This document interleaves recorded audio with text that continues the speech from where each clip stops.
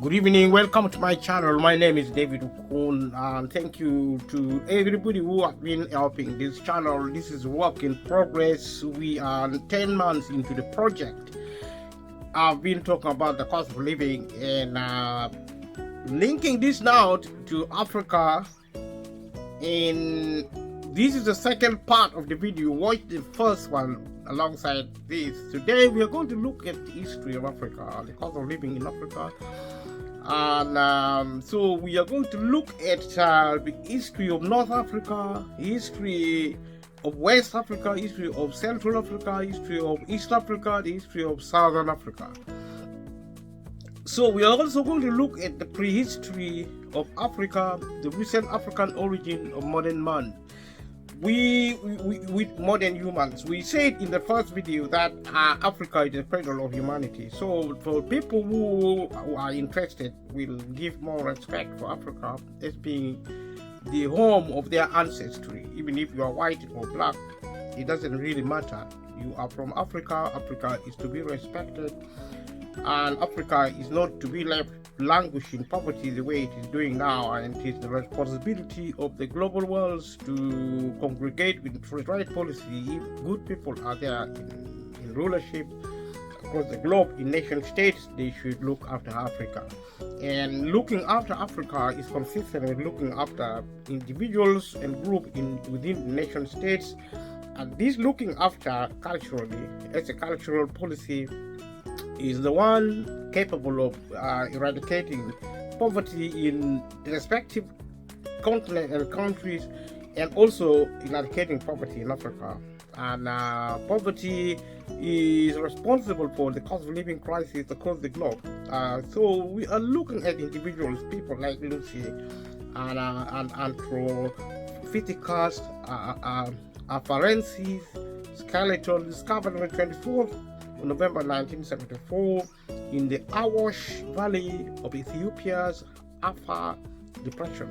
So if you watch this video in conjunction with the first part, then what we're talking about here, it will make sense a lot more. Africa is considered by most paleoanthropologists to be the oldest inhabited territory on Earth, with the human species originating from the continent. During the mid-20th century, anthropologists discovered many fossils and evidence of human occupation, perhaps as early as 7 million years ago before present BP. Fossil remains of several species of Halley's ape-like humans thought to have evolved into modern man, such as Australopithecus afarensis, radiometrically dated to approximately 3.9 to 3.0 million years ago BP. Paranthropus boisei, c 2.3 to 1.4 million years BP, and Homo ergaster century 1.9 million 600,000 years BP have been discovered. These are some of the information relating to the origin of mankind, and we have said in the other video that the idea of evolution is incorrect, because to date there's no evidence pointing to evolution. Actually, genetical scientists believe the evolution as a science is an impossibility, or as any factor of practicality. Evolution is an impossibility. So 350,000 to 260 years BP in Africa, the continent was mainly populated by groups of hunter-gatherers. These first modern humans left Africa and populated the rest of the globe during the out of Africa. Two migration dated to approximately 50,000 years BP, exiting the continent either across Babel, Mandeb, over the Red Sea, the Strait of Gibraltar in Morocco, and the Isthmus of Suez in Egypt. human beings have been migrating, especially Africa, because Africans were the first humans to exist on Earth, according to historians and according to historical evidence. Of course, other migration of modern humans within the African continent have been dated to that time when the evidence of early human settlement found in South Africa, Southeast Africa, North Africa, and the Sahara. Emergence of a civilization, the cradle of civilization in ancient Egypt. So we also look in the other video that it appears by some historical evidence that Egypt is actually the cradle of the black people, the civilization of black people.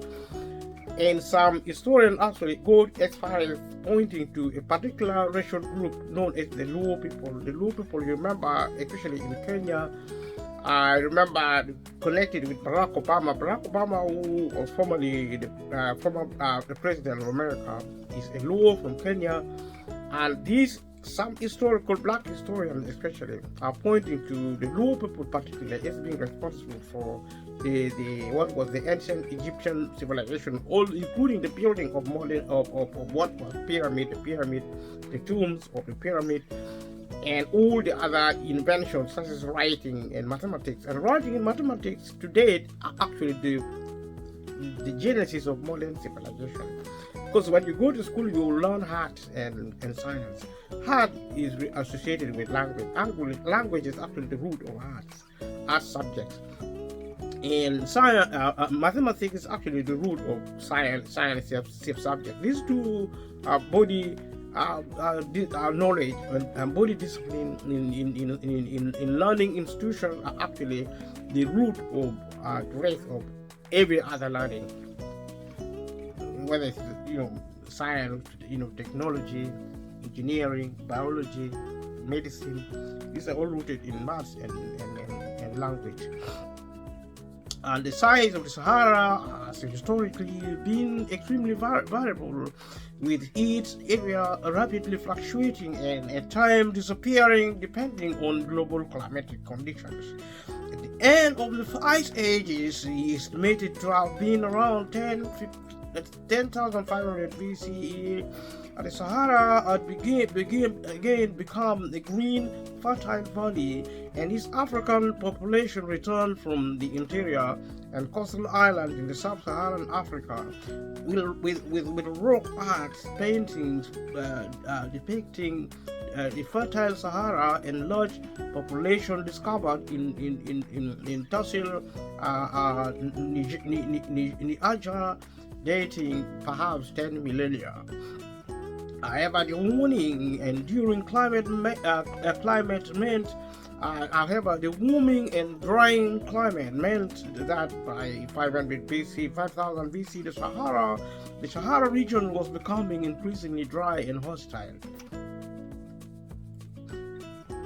Around 3500 BC, due to the tilt in the Earth's orbit, the Sahara experienced a period of rapid desertification.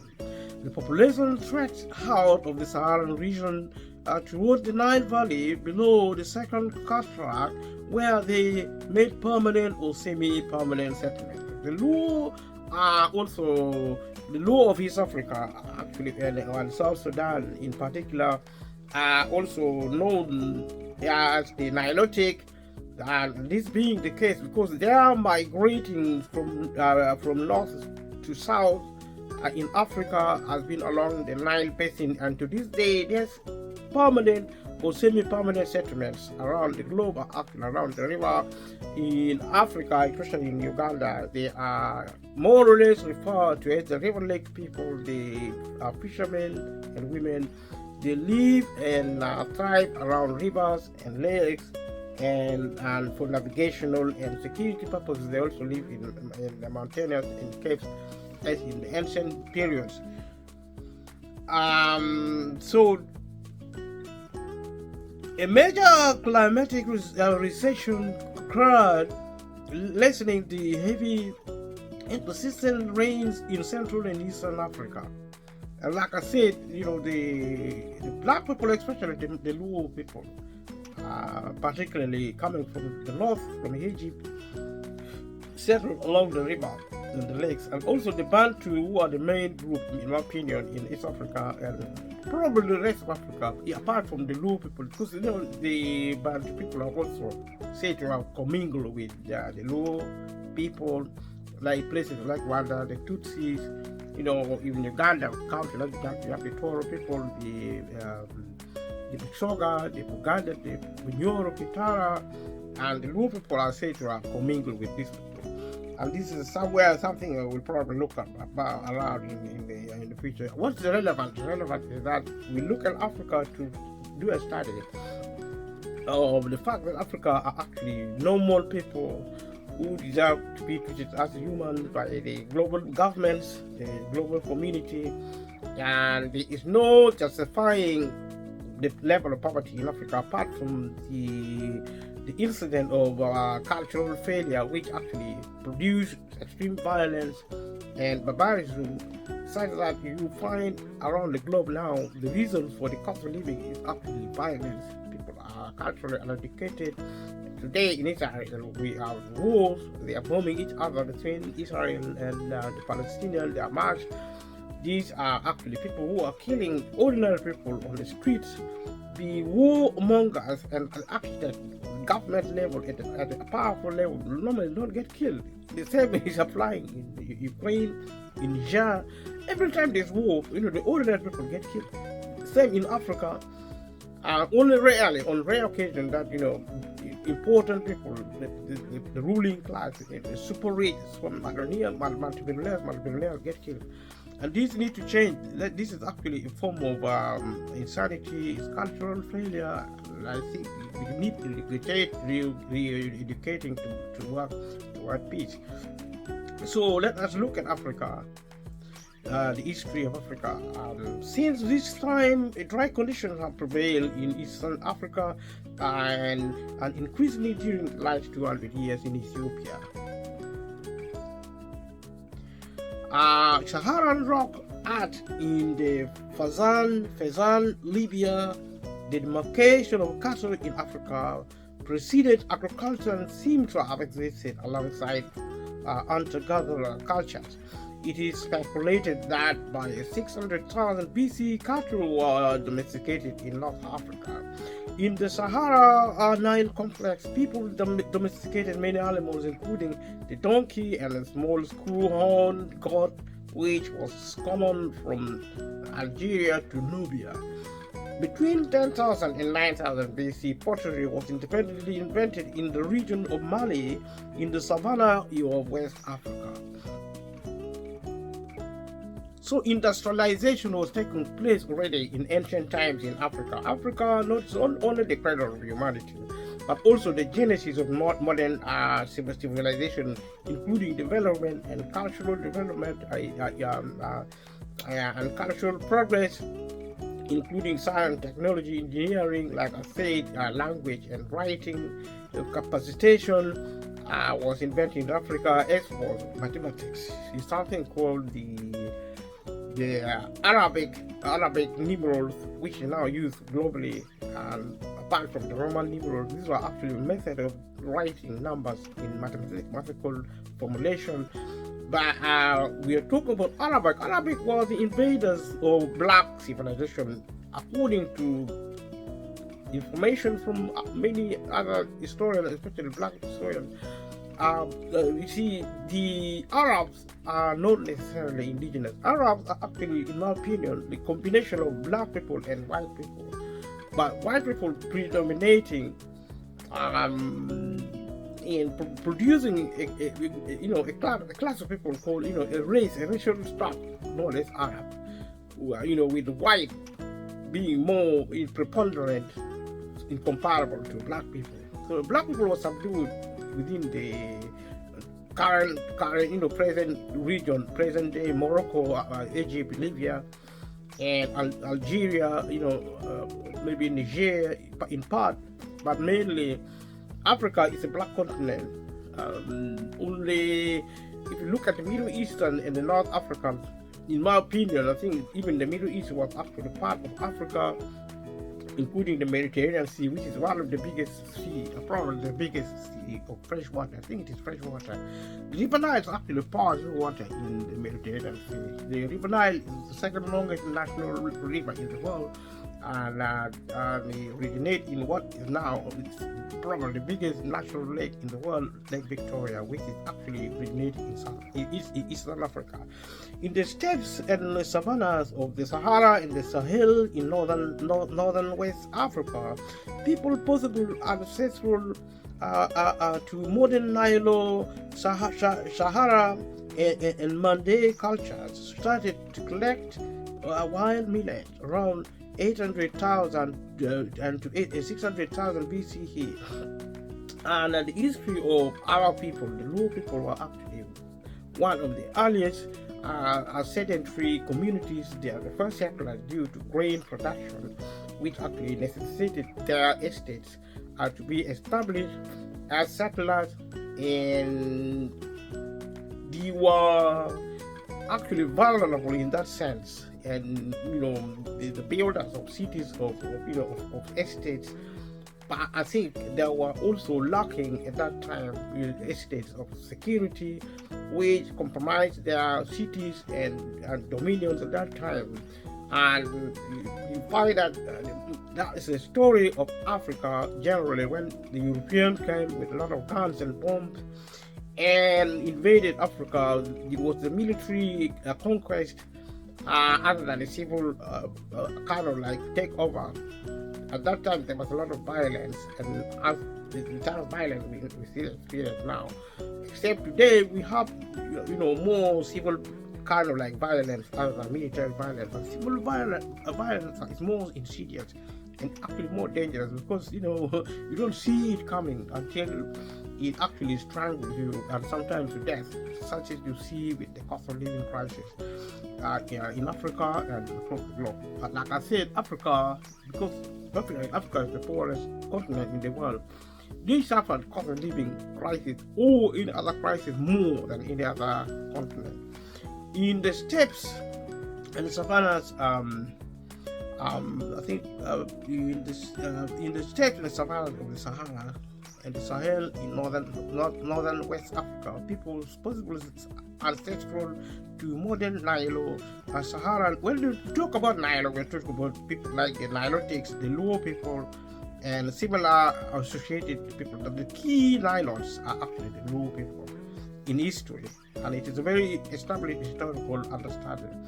Sahara and the Mande culture started to collect wild millet. Millet is eaten naturally in the lowlands, actually also eaten in Buganda and other Bantu regions, and this, to my mind, is actually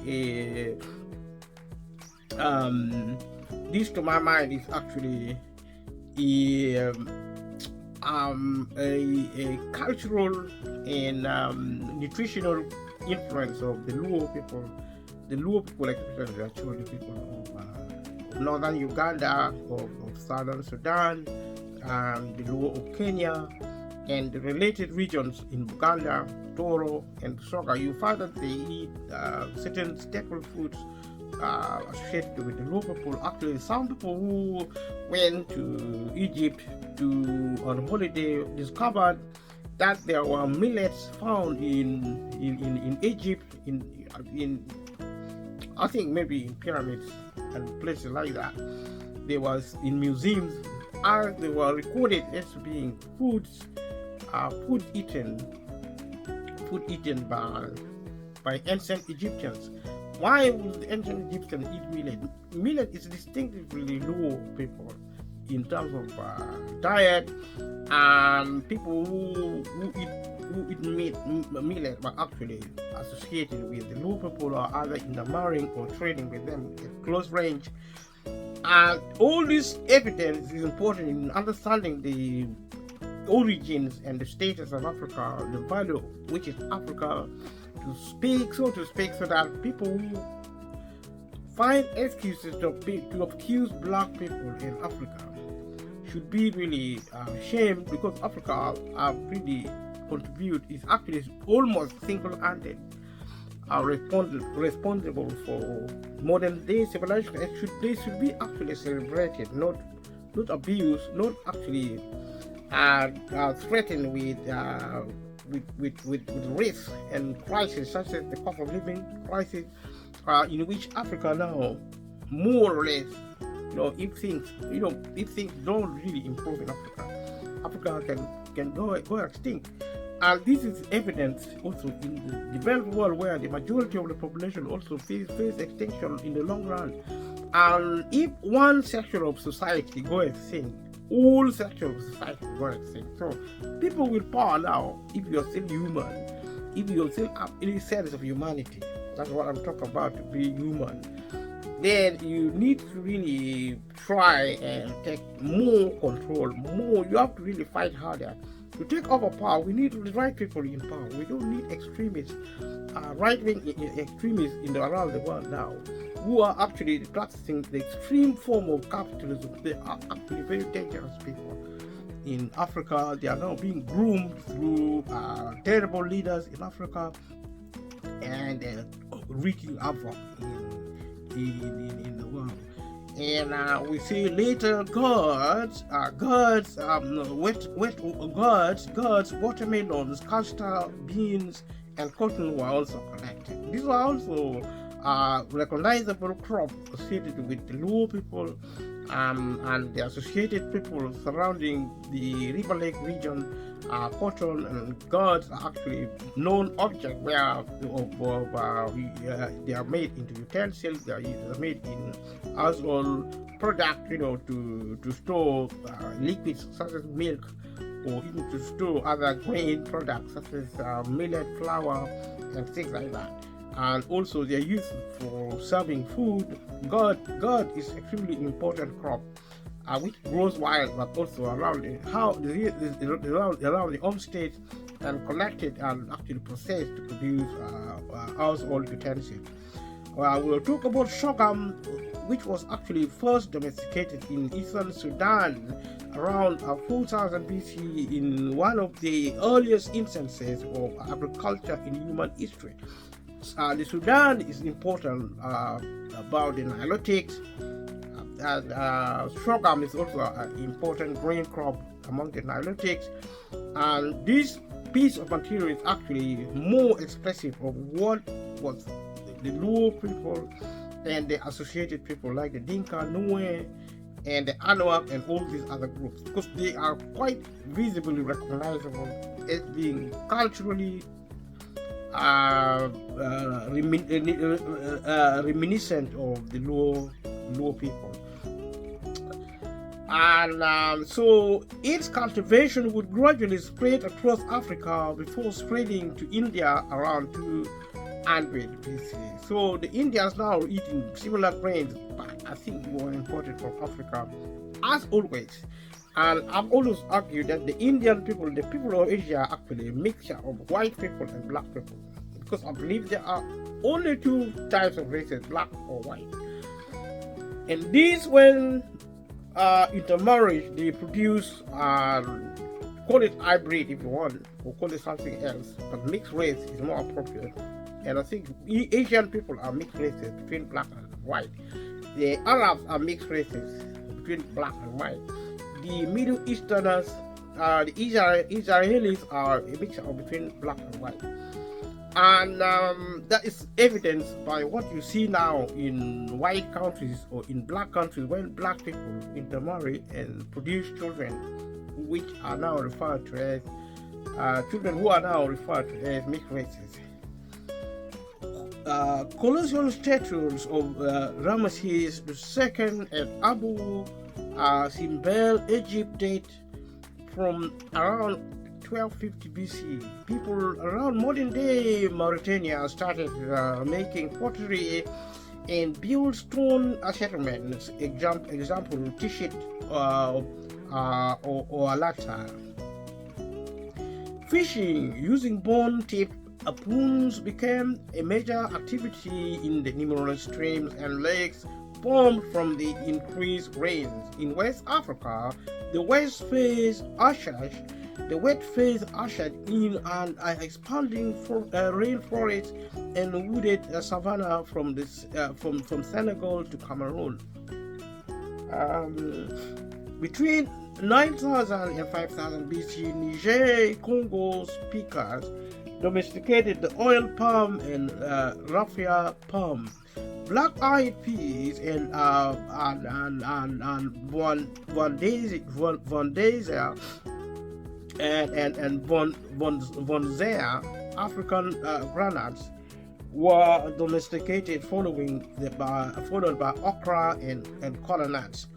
Since most of the plants grew in the forest, the Niger-Congo speakers invented polished stone axes for clearing forests. These, although our peoples in the west of Africa are quite similar to cultures and people in East Africa, and I could say the rest of Africa.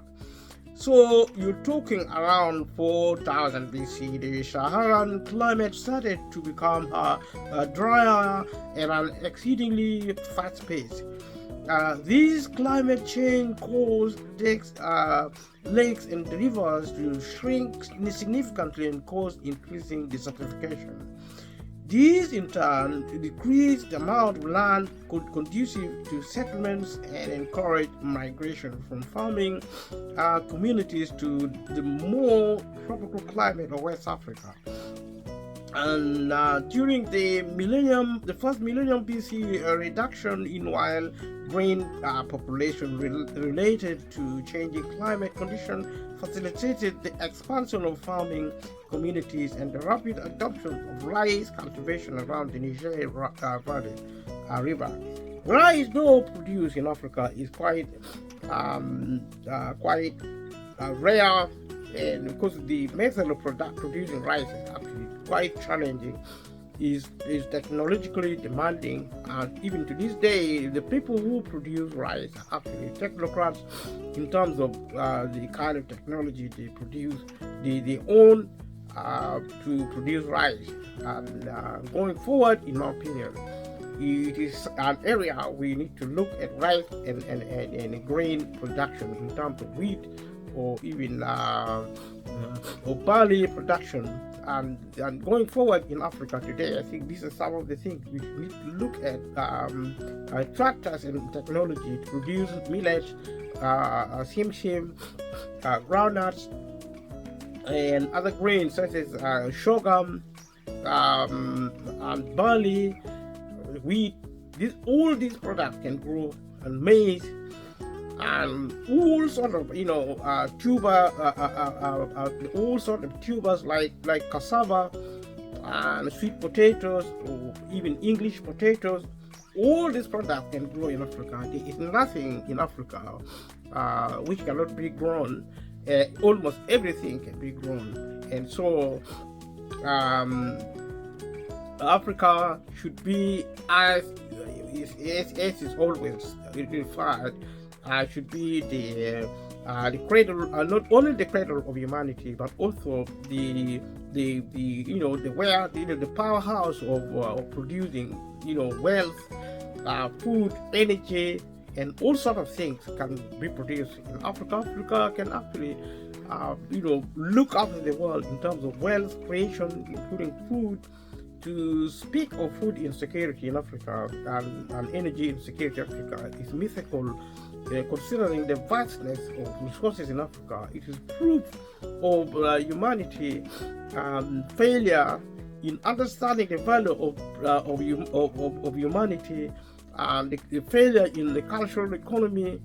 And this is something we need to really change, so that we put humanity first in valuing humanity and also producing the necessary food and energy, and such that poverty should, in all sense and purposes, be eradicated within 5 to 10 years anywhere in the world, including Africa being at the forefront of poverty eradication, especially food and energy. By the first millennium BC, ironworking had been introduced in northern Africa. Around that time, it also became established in parts of sub-Saharan Africa, either through independent invention there or diffusion from the north, and vanished under unknown circumstances around 500 AD, having lasted approximately 2000 years, and by 500 BC, metalwork began to become commonplace in West Africa. And also, if you talk about metalwork, including steel working, which is a very advanced form of technology and engineering, the one element of development which actually catapulted countries like Britain to lead the world. It was already in Africa, but in my opinion, the biggest Achilles heel in Africa is actually lack of security, national security, physical security, as in the militaristic sense, but also in terms of civil security aspects. Copper objects from Egypt, North Africa, Nubia, and Ethiopia, dating from around 500 BC, have been excavated in West Africa, suggesting that trans-Saharan trade networks have been established by this date. So Africa was a trading hub of the globe, and it is by almost pure accident, perhaps also by design, that Africa now languishes in the world of poverty. The country which is the probably as the richest is the wealthiest by potential, now remains the poorest by natural resource application, which is industrialization. So let us look at the early civilization in Africa, ancient Africa.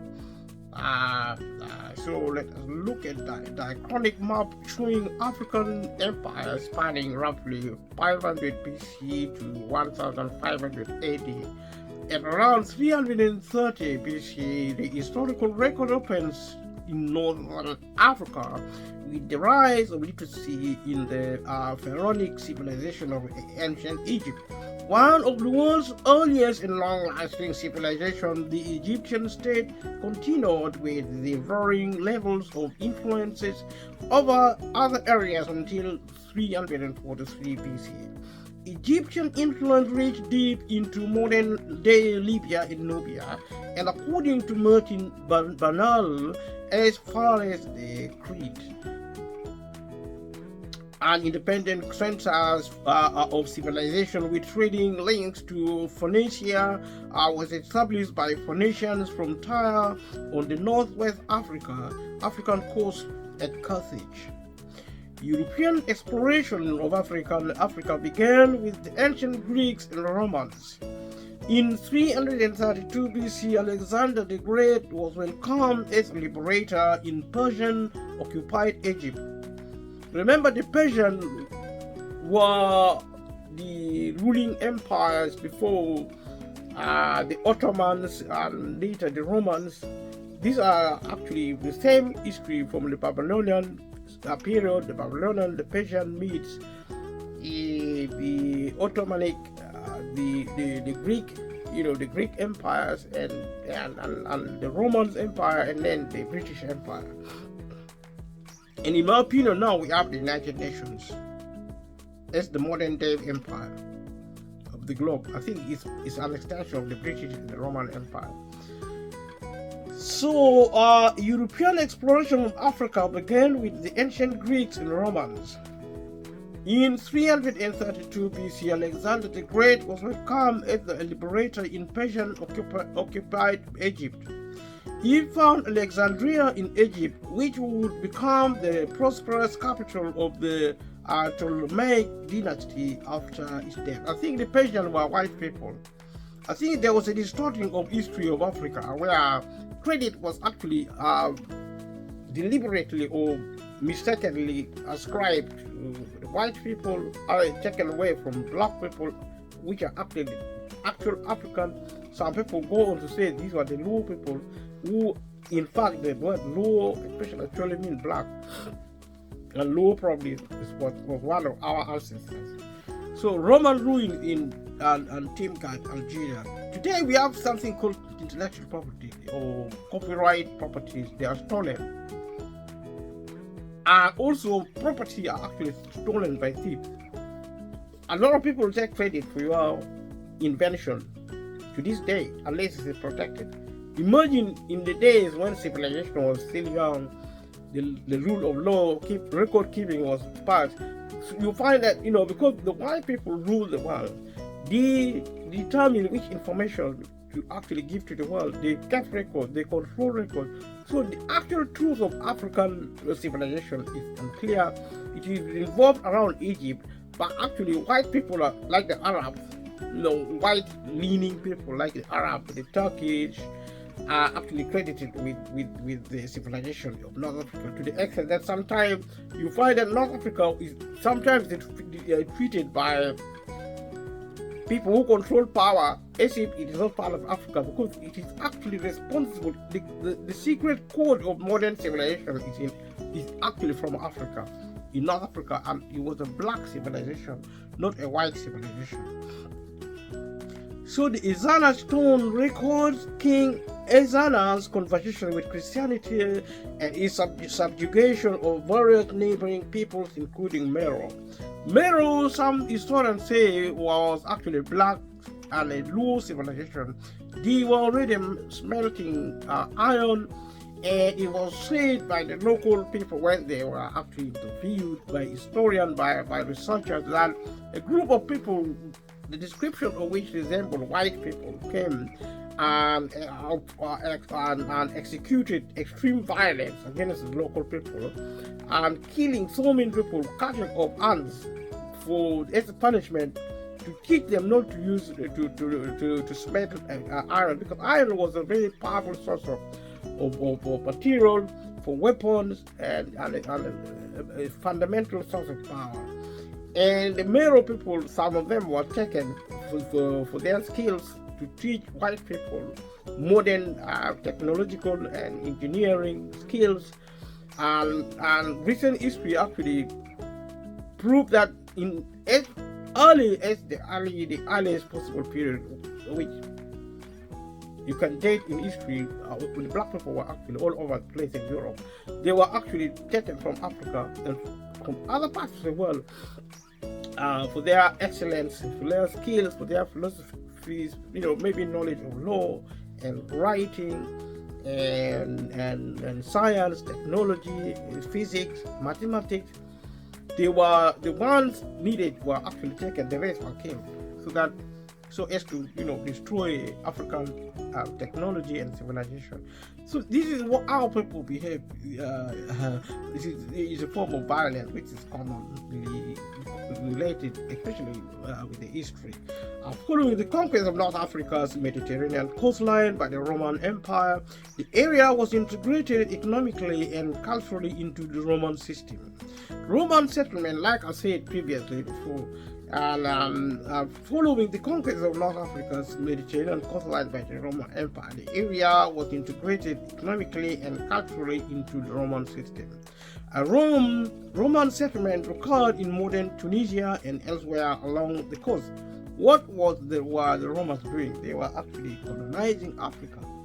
At that time, Roman settlement, the first Roman emperor native to North Africa was Septimus Severus, born in Leptis Magna in present-day Libya. His mother was Italian Roman and his father was Punic. If powerful nations were occupying North Africa at that time, then my theorizing that what we now know as Arabs are actually black people commingling with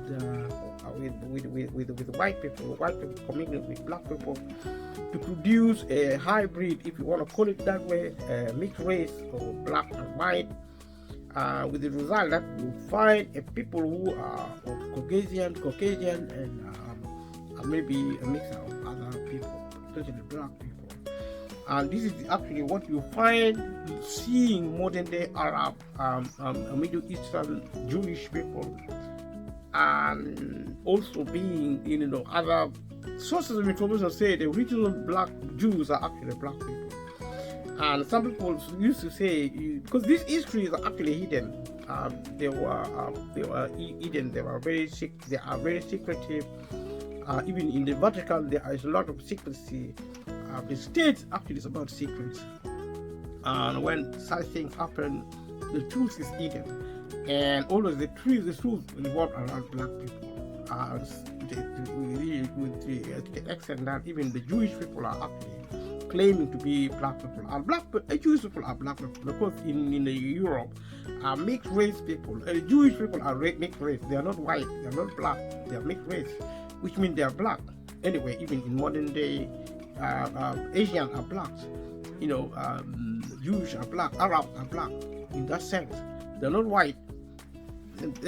Because in the world, if you are white, then you're white. If you're black, then you're black. If you are neither black nor white, then you are black. As we have seen, if you're mixed race, you're black. That is the human culture at the moment, conducted in Europe, conducted in America. The black person mixing with the white person become a black person, because that is because we, the black people, don't really dictate that. The white people who dictate, because they think probably they are pure race. They don't want any mix up, and especially like in the UK, the royal family, I suppose, do not want to mix with black people because they consider that is a contamination of a pure blood, and that's why probably black people, if they, there's no reason to class mixed races as black. If they're not white, then they're not black either. They have to be mixed race, and we give them another name. Maybe we call them Arab or Jewish or something similar to that. So Christianity spread across these areas at an early date, from Judea via Egypt and beyond the borders of the Roman world into Nubia. By 330 and AD, at latest, it had become the state religion of the Aksumite Empire.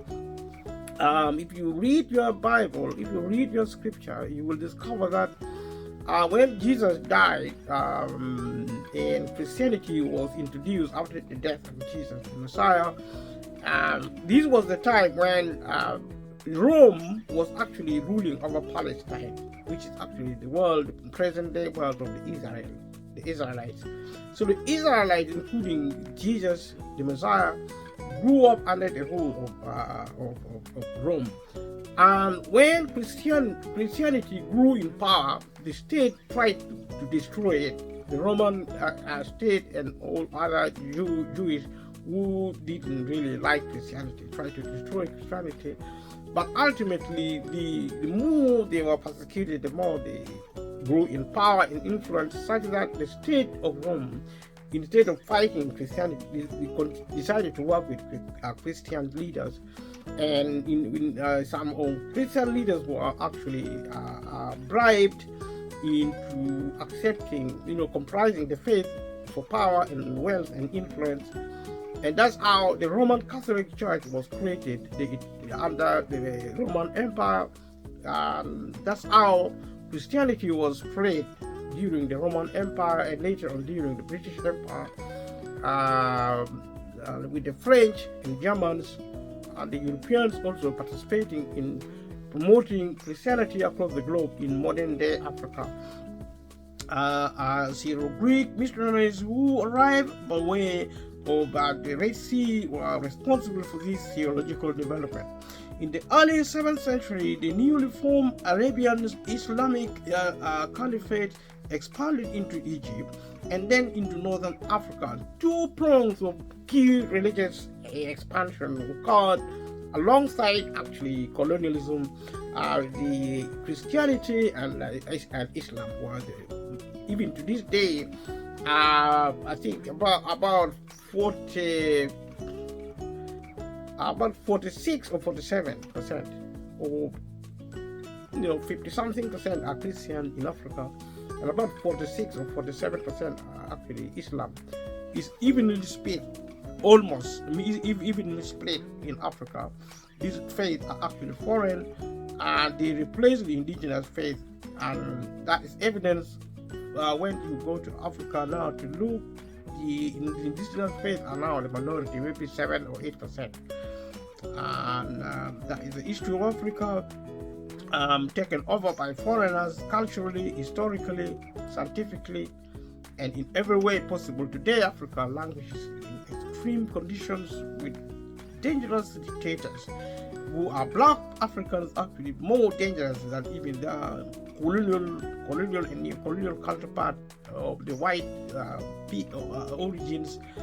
And this is the part of Africa. The cost of living there is intense, it's actually critical. And my invitation is for people who feel they are human should now think carefully how to save Africa from the ultimate demise, to be honest.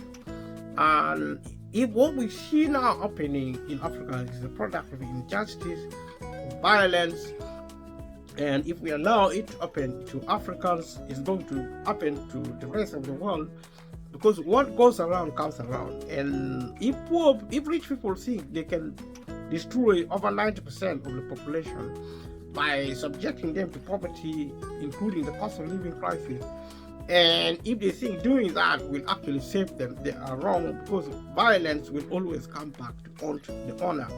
And rich people should clean up their act and begin to work with poor people of the world to bring peace. Because you see, the cost of living crisis is a form of violence and warfare. And we can not have peace if the rest of the population still remain poor. And I'm not talking about wealth, I'm talking about getting people out of poverty, so that we begin the process of peace building across the globe, especially in Africa. So, in the early 7th century, the newly formed Arabian Islamic Caliphate expanded into Egypt and then into North Africa. In a short while, the local Berber elite had been integrated into Muslim Arab tribes. When the Umayyad capital Damascus fell in the 8th century, this Islamic center of the Mediterranean shifted from Syria to Gerawan in North Africa. So North Africa has been very violent, including the Middle East, which I believe is part of North Africa. Islamic North Africa became diverse and a hub for mystic scholars, jurists, and philosophers. During the above-mentioned period, Islam spread to sub-Saharan Africa mainly through trade routes and migration. In West Africa, the Fu, Tishit, and Kwanata in present-day Mauritania figure are prominent among the early urban centers dated to 2000 BC. About 500 stone settlements later, the region in the former savanna of the Sahara. The inhabitants fished and grew millet. It has been found in by Augustine Hall that the Soninke of the Mande peoples were likely responsible for constructing such settlement. Around 300 BCE, the region became more desiccated, and the settlement began to decline, most likely relocating to Kombi Saleh. Agricultural evidence and the comparison of pottery styles suggest that Tishit was related to the subsequent Ghana Empire. The Jain Geno in present-day Mali was settled around 300 BC, and the town grew to house a sizable Iron Age population, as evidenced by the crowded cemeteries. Living structures were made of sun-dried mud. By 250 BCE, Jeno had become a large, thriving market town. Further south in central Nigeria, around 1500 BC, the Nok culture developed on the Oze Plateau. It was a highly centralized community. The Nok people produced lifelike representation in terracotta, including human heads and human figures, elephants, and other animals. By BC 500 and possibly earlier, they were smelting iron. By 2000 AD, the Nok culture had vanished, and vanished under unknown circumstances around AD 500 AD, having lasted approximately 200 years. We are polite in using our language currently under unknown circumstances. This is actually decades of extreme violence. When a people actually recorded in history and perhaps also in prehistory suddenly vanish, more often than not, it was an act of annihilation, of actually ethnic cleansing, a product of total savagery and extreme violence in taking place, and the historians are now so afraid to spell it out. And you talk about people disappearing and unknown circumstances. Unknown circumstances is not really unknown. And so the violence continues today in the form of the cost of living crisis, based on stylistic similarities with the Nok terracottas, the bronze figurines of the Yoruba kingdom of Ife, and those of the Bini kingdom of Benin, are suggested to be a continuation of the tradition of the earlier Nok culture. The needs of 18th century main articles, the medieval and early modern Africa, the intricate 9th century bronzes and the Igbo Uku in Nigeria displayed a level of technical accomplishment that was notably more advanced than European bronze casting at the same period. That's what I said at the beginning of this presentation, that Africa was at one point ahead of the world in terms of industrialization, technology, and engineering. The pre-colonial Africa possessed perhaps as many as 10,000 different states and polities, characterized by many different sorts of political organizations and rules. These included small family groups of hunter-gatherers such as the San people of Southern Africa, larger and more structured groups such as the family clan grouping of the Bantu-speaking peoples of Central, Southern, and Eastern Africa, heavily structured clan group in the Horn of Africa, heavily structured clan groups, the Horn of Africa, the large Sahelian kingdoms, and the autonomous city-states and kingdoms such as those of the Akan, Ido, Yoruba, and Igbo people in West Africa, and the Swahili coastal trading towns of southeastern Africa. And the Bantu people were intermarrying with the Luo people of Africa, of East Africa. The Bunyoro Kitara in history today are acknowledged as being a Luo dynasty, and also the Buganda kingdom, the modern day Buganda kingdom, was actually a Luo kingdom. Busoga, the Toro, these are the Bantu kingdoms which are actually created by the Luo people. And as other historians may or may not even record. And so the Luo people are actually central in the building of African cultural and civilizational estates. And this needs to be mentioned because African history needs really remaking. We need to really get to the proper history of Africa. And when the British came to Uganda in East Africa, the Buganda kingdom was among the most powerful kingdoms in Africa. It was a Bantu kingdom. The Buganda had taken over from another Bantu kingdom, which was actually Bunyoro Kitara. This Bantu kingdom had been taken over by the Luo people of the north, who came from Egypt. Historians say they were responsible for creating the Egyptian civilization. They traveled along the line, settled briefly in South Sudan, in the Sudan rather, and in Uganda, what is now Uganda. Remember, the history of the geography, the map of Africa had not been drawn at that time. It was map of Africa was drawn by colonial Britain mainly, but also the Romans.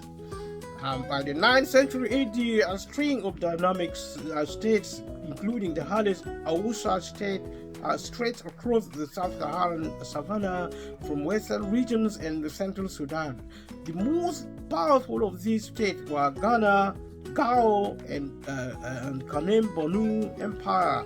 Ghana declined in the 7th century but was succeeded by Mali Empire, by the Mali Empire, and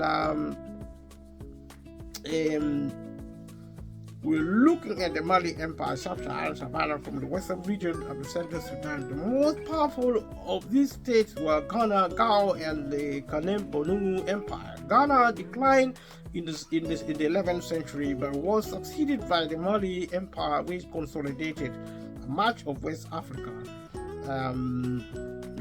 Consolidating much of South Africa, Sudan in the South Sudan in the 13th century. Kanem accepted Islam in the 11th century. So as you can see, Africa has been the melting pot of colonialism, cross-colonialism, and so what we now find in Africa is not really original Africa. There have been the mixing and mingling of cross cultures and cross civilization, including military, culminating in what we knew then and now know as colonialism and neocolonialism. In the forested regions of the West African coast, independent kingdoms grew with little influence from the Muslim north.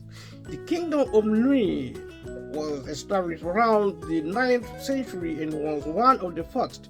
It is also one of the oldest kingdoms, and in present-day Nigeria was ruled by the Nze Ri. The Ri kingdom, the Nri kingdom is famous for the elaborate bronzes found at the town of Iko. The bronzes have been dated from as far as back as the 9th century.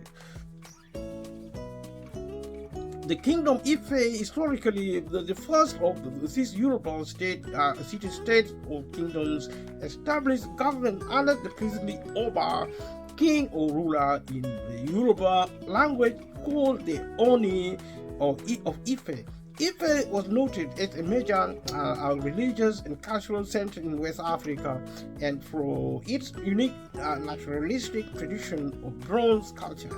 The Ife model of government was adopted at the Oyo Empire, where its obas or kings called the Alafins or Oyo once controlled a large number of other Yoruba and non-Yoruba city-states and kingdoms. And the Fon kingdom of the Homi was one of the non-Yoruba domains under Oyo control. The ruins of Great Zimbabwe flourished 11th to 15th century. The Almoravids were the Berber dynasty from the Sahara that spread over a wide area of northwestern Africa and the Iberian Peninsula during the 11th century. The Bantu Ilal and Bantu Magil were a collection of Arab Bedouin tribes from the Arabian Peninsula who migrated westward via Egypt between the 11th and 14th century. Their migration resulted in the fusion of the Arab and Berbers, where the locals were Arabized and Arab culture absorbed elements of the local culture under the unifying framework of Islam. So, following the breakup of Mali, a local leader named Soni Ali, in 1464 and 1492, founded the Songhai Empire in the region of Middle Niger and the Western Sudan and took control of the trans-Saharan trade. Soni Ali seized Timbuktu in 1468 and Zene in 1472, building his regime on trade revenues and the cooperation of Muslim merchants. This is the history of trade and industrialization in Africa. In this period, his successor as Askia Muhammad the first, 1493 and 1528, made Islam the official religion, built mosques and brought to Gao Muslim scholars including Al-Magili, D. 1505, and founder of important traditional tradition of Sudanic African Muslim scholarship. By the 11th century, some Awosha states such as Kano, Jigawa, Katsina, and Gobi are developed into walled towns engaging in trade, servicing caravans and the manufacture of goods. Until the 15th century, these small states were on the periphery of the major Sudanic empires of the era, paying tribute to Songhai to the west and Kanem Bono to the east. Height of the slave trade, Trans-Saharan slave trade, Atlantic slave trade, the Indian Ocean slave trade, major slave trading regions of Africa between the 15th and the 19th century. Slavery had long been practiced in Africa. Between the 5th and the 19th century, the Atlantic trade, slave trade took an estimated 7 to 12 million slaves to the New World, which include America. New World was mainly the United States of America, as we know it now. In addition, more than 1 million Europeans were captured by Barbary pirates and sold as slaves in North Africa between the 16th and the 19th century. In West Africa, the decline of the Atlantic slave trade in the 1820s caused dramatic economic shifts in local politics. In local politics, the gradual decline of slave trading prompted by a lack of demand for slaves in the New World, including America, perhaps also the Europeans, and increasing anti-slavery legislation in Europe and America, and the British Royal Navy's increasing presence off the West African coast obliged African states to adopt new economies. Between 1808 and 1860, the British West Africa squadron seized approximately 1,600 slave ships and freed 150,000 Africans who were aboard. Action was also taken against African leaders who refused to agree to British treaties to allow the trade, or for example, against the usurping King of Lagos, deposed in 1851. This was the period of colonialism. When Britain colonized Africa, when they saw that slave trade was now not really benefiting them, they began to use their power to actually eradicate it, because economically they weren't really benefiting from it. In the long term, they knew the future of slavery wasn't going to work. Anti-slavery treaties were signed with over 50 African rulers. The largest powers of West Africa, the Asante Confederacy, the Kingdom of Dahomey, and the Oyo Empire adopted different ways of adapting to the shift. Asante and Dahomey concentrated on the development of legitimate commerce in the form of palm oil, cocoa, timber, and gold, forming the bedrock of West Africa's modern export trade. The Oyo Empire, unable to adapt, collapsed into civil wars. So you see, the British were actually very clever, because the new slave trade was getting in the way of peaceful or relatively peaceful trade, which they needed to actually extract resources from Africa, including human resources, including recruiting ordinary people, Africans, to provide men and perhaps maybe men at that time for the First and Second World War. Colonialism, main article, Africa. Comparison of Africa in the years 1880 and 1913. These paragraphs are an excerpt from Scramble for Africa. The Scramble for Africa is a term widely used by historians to describe the invasion, annexation, division, and colonization of most of Africa by 7 Western European powers during an era known as the New Imperialism between 1833 and 1914. 1914, you remember, was about the time when the First World War actually began. The 10% of Africa that was under formal European control in 1870 increased to almost 90% by 1914, with only Liberia and Ethiopia remaining independent. The Berlin Conference of 1884, which regulated European colonization and trade in Africa, is usually accepted as the beginning. In the last quarter of the 19th century, there were considerable political rivalries between the European empires, which provided the impetus for the scramble. The later years of the 19th century show a transition from information imperialism, military influence, and economic dominance to direct rule. Most of Africa was decolonized during the Cold War period. However, the whole imperial boundaries and economic systems imposed by the scramble still affect the politics and economy of African nations to today. Let us talk about the independence struggle. The European control in 1939, Italian, Portuguese, Spanish, Belgian, British, French, including the process of independence. Imperial rule by Europeans would continue until after the conclusion of World War II, when almost all remaining colonial territories gradually obtained formal independence. Independence movements in Africa gained momentum following World War II, which left the major European powers weakened. In 1951, Libya, a former Italian colony, gained independence. In 1956, Tunisia and Morocco won their independence from France. Ghana followed suit the next year, March 1957, becoming the first of the sub-Saharan colonies to be granted independence. Most of the rest of the continent became independent over the next decade.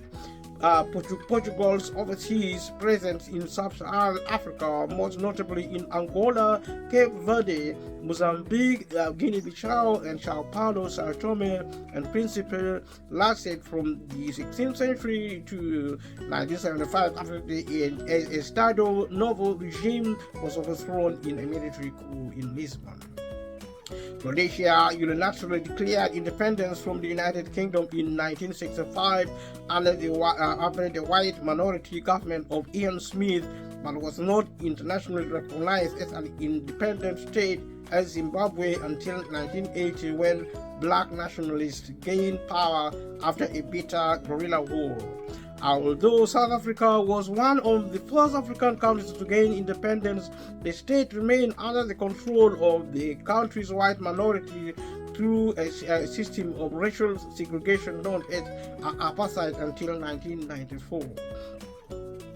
So we're looking at the post-colonial Africa main article, the post-colonial Africa, decolonization of Africa, new colonialism, A. Frank, status of forces, agreement, and a non-aligned movement. Today, Africa contains 54 countries, sovereign countries, most of which have borders that were drawn during the era of European colonialism. Since independence, African states have frequently been hampered by instability, corruption, violence, and authoritarianism. The vast majority of African states are republics that operate under some form of the presidential system of rule. However, few of them have been able to sustain democratic governments on a permanent basis by the criteria laid out by the Lutherman et al. 2018. Only Botswana and Mauritius have been consistently democratic for the entirety of their post-colonial history. Most African countries have experienced several coups or periods of military dictatorship. Between 1990 and 2018, though the continent as a whole has trended towards a more democratic government. Upon independence, an overwhelming majority of Africans lived in extreme poverty.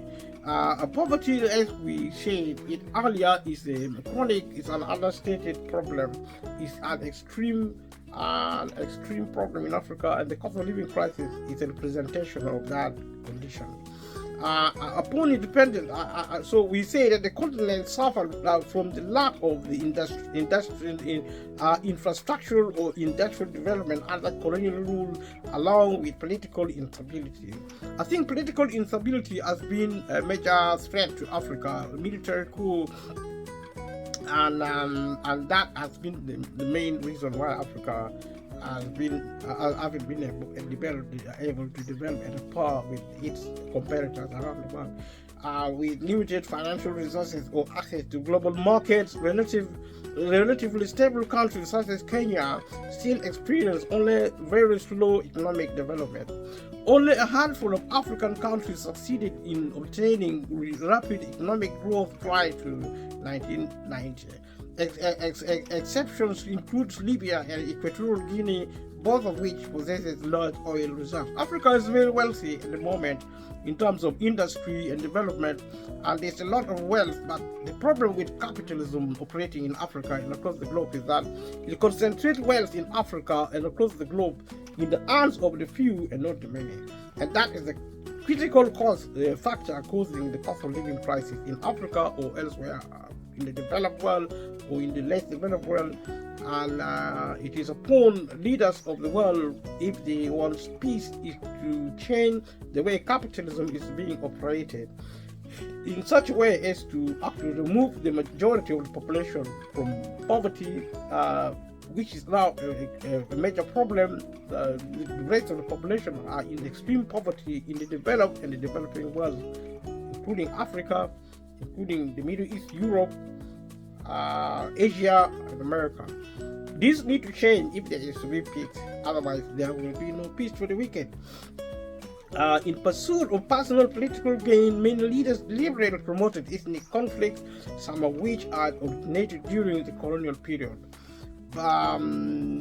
Such as from the grouping of multiple unrelated ethnic groups into a single colony, the splitting of a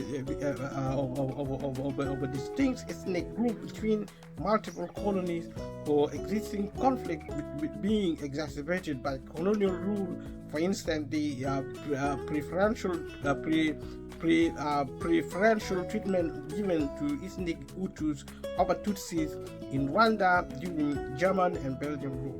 The nightmare and also the hangover of colonialism still affect Africa today. This divide and rule system of violence was introduced by the British and the rest of the Europeans and the other people who participated to rule over Africa. And it is the same tactics operating in the host countries of Europe and America and the rest of the world. Today we see neo-colonialist problem arising from this form of violent system of rule. The problem with the system is violence, promoted by and orchestrated by humans who are actually poorly educated, who do not understand well the value of humanity, like I said in the rest of the videos. Faced with increasingly frequent and severe violence, military rule was widely accepted by the population of many countries as means to maintain order, and during the 1970s and the 1980s, a majority of African countries were controlled by military dictators. It is still the case, but we are easing our way out of militarism to civil rule, but it is still dictatorship, such as found also in the rest of the world, in Europe, America. There is no democracy to speak of, but there is an aspirational democracy. We'll talk about democracy, but a lot of violence and dictatorship still operate under what is the civil system of rule under modern democracies, and that is evidenced by the chronic prevalence of poverty among the majority, the 90% of the people in the developed world and also in the developing countries. And until we actually get people out of poverty as soon as possible, and then start rebuilding our peaceful world, we are not going, the things are going to only get worse, and there is going to be more violence among the poor and among the rich, and the world will come to an end. Humanity can destroy the world by being useless. Two civil wars in Sudan, the first lasting from 1955 to 1975, and the second from 1983 to 2005, collectively killed around 3 million. Both were fought primarily on ethnic and religious lines. Cold War conflicts between the United States and the Soviet Union also contributed to instability. Both the Soviet Union and the United States offered considerable incentives to African political and military leaders who aligned themselves with the superpowers' foreign policy. As an example, during the Angolan Civil War, the Soviet and the Cuban aligned with MPLA, and the American aligned with UNITA received the vast majority of their military and political support from these countries. So again, the foreign interference in Africa is really motivated by the resources, but also by the desire to control the wealth of Africa for purposes of rule, of global rule, by the big powers manipulating and really destroying Africa for that purpose. And this needs to be changing, and it should change. Many African countries became highly dependent on foreign aid. The sudden loss of both Soviet and American aid at the end of the Cold War and the fall of the USSR resulted in severe economic and political turmoil in the countries most dependent on foreign support. So they quoted Africa by bribing them, by giving them foreign aid, and now suddenly after the Cold War they have abandoned Africa. Africa is now given a pittance in terms of foreign aid, and these are actually given to bribe dictators in Africa to oppress Africans, so that Africa is no longer a continent. The African countries are no longer countries because they have lost their sovereignty. The greatest power of Europe, America, Russia, and the East and the West, you name it, Africa is under siege, and that is evidenced by the severest form of the cost of living and other crises. There was a major famine in Ethiopia between 1983 and 1985, killing up to 1.2 million people. There is also the agenda of depopulating Africa, if the conspiracy theories are right. There is also a conspiracy of destroying the world population, if the conspiracy theories are right. That's why famine and poverty is now being used as a weapon of mass destruction, if we are right. Because it's killing people, it's destroying lives. It should stop. There was a major famine in Ethiopia, like I said, killing 1.2 million people, which most historians attribute primarily to the forced relocation of farm workers and seizure of the forced relocation of farm workers and seizure of grain by a communist Dutch government, further exacerbated by the Civil War. Talk of communism and capitalism. These have now come together to form a global force of the ruling elites of the world. And their strategy is actually to dispossess the poor, the majority of the population. And this is either by design or by coincidence is going to wipe out most of the population in Africa and across the globe in the developed world, including Europe, America, Russia. And war actually produces poverty, and poverty kills people. So the killing is going to reduce the population of the world. And if conspiracy theory is anything to go by, then it is a deliberate policy which should be stopped, because it is going to destroy humanity. Kill the poor, we are the majority of the world, and kill humanity to go with it. So we cannot allow that to happen. In 1994, a genocide in Rwanda resulted in up to 800,000 deaths, added to a severe refugee crisis and fueled the rise of militia groups in neighboring countries. These are all deaths in Africa. instability in Africa, creating problems, poverty, social breakdown, and the loss of life, the extinctioning of the continent.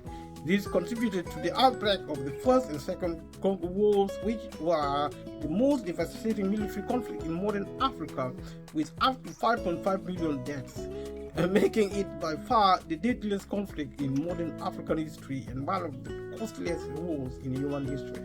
You don't want that in the modern world, and there's no reason for that to happen except that people who are actually rulers are very evil. They are barbarians who are now trying to destroy people. They're just trying to kill people, and there's no reason why people should fight at all. I mean, except the purpose is it to kill people, and that's all. And ordinary people of the world are dying en masse, and this is going to spread into Europe and the rest of the world. And if we don't deal with it now, humanity will go extinct within a decade, or even conservatively put 10, 100 decades, whatever you want to call it.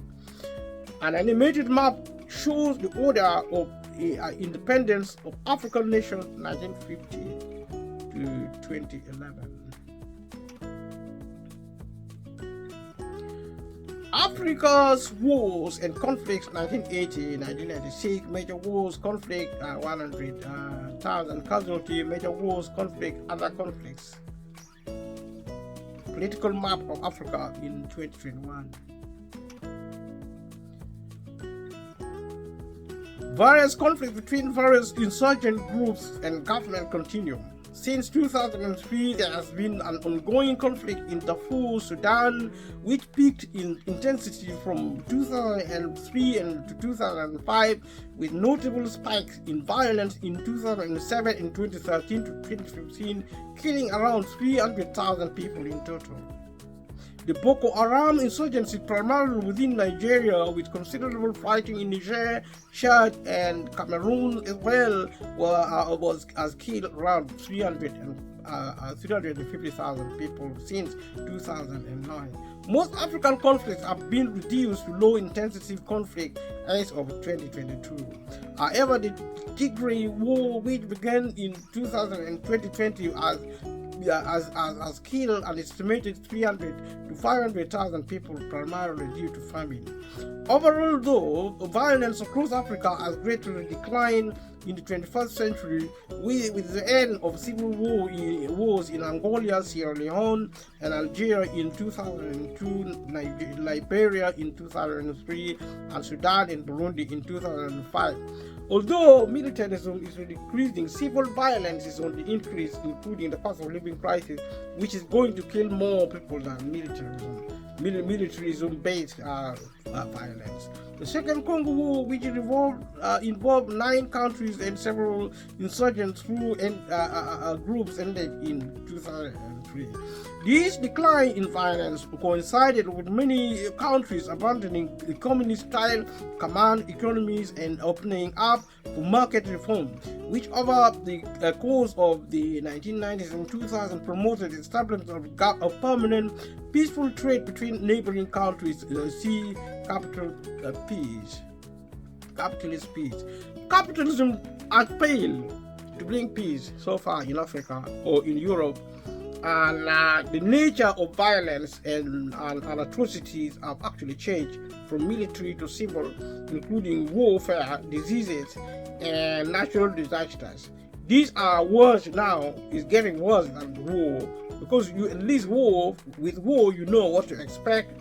If you die because you know there is proper war. But now this war is hidden, it's invisible, it's killing people quietly, and some of this information may not even be recorded. The rate of people dying, the real statistics may not actually, the way those in power may manipulate statistics, may not produce accuracy as to the level of people, how much people are actually dying. The cost of living, HIV, AIDS, COVID-19, Ebola, and malaria. The strain of malaria in Africa has now changed. Malaria used to kill less people, especially children. Now, if you are not careful, you are going to die if you catch malaria. So the strain of diseases are changing across the globe, in Africa in particular. So these are actually failure of capitalism, because capitalism is there to promote wealth for the few and to promote also abject poverty, permanent poverty, which is very dangerous to the many. And until that changes, there is going to be no peace for the wicked. Improved stability and economic reforms have led to a great increase in foreign investment into many countries, African nations, mainly from Cuba, which further spurred economic growth. We talk about wealth. We are not talking about the distribution of wealth. We are not talking about human development, cultural development, which is actually lacking in the West under capitalism, in Africa and across the globe. And this is why the cost of living crisis, there is a lot of poverty in a world where wealth is actually, wealth is everywhere, but you only watch it. The people who own it are now becoming less and less. And people who are getting poorer and poorer, even with the cost of living crisis type of poverty. This is unthinkable in a modern world with so much wealth. Something is rotten at the head of the fish, of those who rule under capitalism. They should learn culture and begin to look after people properly. Improve stability. Between 2000 and 2014, annual GDP growth in sub-Saharan Africa averaged 5.02%, doubling its total GDP from 811 billion to 1.63 trillion constant to 2015 US dollar. There is growth, there is wealth, but these are going in Africa into the hands of a few ruling elites who collude with a few ruling elite in the Western world. It is more of the same. It's capitalistic on the extreme equivalence, violent, destructive, and potentially catastrophic for the new world economies. It needs to change, it needs to be addressed. The sooner the better, otherwise we threaten extinction, literally. A significant part of this growth can also be attributed to the facilitated diffusion of information technologies and specifically the mobile telephone. While several individual countries have maintained high growth rates since 2014, overall growth has considerably slowed, primarily as a result of falling commodity prices, continued lack of industrialization, and epidemic of Ebola and COVID-19. These diseases should be controlled enough to allow growth and economic development, and including also environmental protection, including also producing enough medicine for the world, for the many as well as for the few. And people should get out of poverty, including poverty of diseases, or information ignorance, and all these other elements of poverty. The world now, no one should be poor. The cost of living should be irrelevant, but it is, and it is proof that capitalism is failing, is violent, and it should change. Geology, geography, ecology, and environment geography of Africa. We're going to look at the topography, the geography of Africa in the next video. Thank you to everyone who have been watching this video. See you in the next one. Thank you. Subscribe to my channel if you have watched this far. Pat yourself on the back. You are a champion, and you are actually definitely the best of fans. Subscribe to this channel, share with your family, click notification bell for liking, and also and click like and leave a comment below.